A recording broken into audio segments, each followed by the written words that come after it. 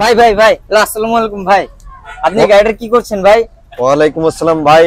এই গাড়িটা হচ্ছে 4B এসকানেক্ট। এই গাড়িটা পিকআপ উঠতেছে বাট রেডি টানটা উঠতেছে না। সেক্ষেত্রে আমরা নতুন ক্লাস প্লেট অ্যাকসেপ্ট ইনস্টল করতেছি। এই ক্লাস প্লেটের অবস্থা খুব বাজে হয়ে গেছে, একবার জ্বলে গেছে।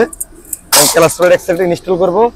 আর আপনার এই গাড়িটা হচ্ছে ওয়ারিং একটু ঝামেলা আছে আর টাঙ্গিতে একটু ঝামেলা আছে। টাঙ্গিতে অনেক ময়লা, যার কারণে পিকআপ একটু ডিস্টার্ব করে।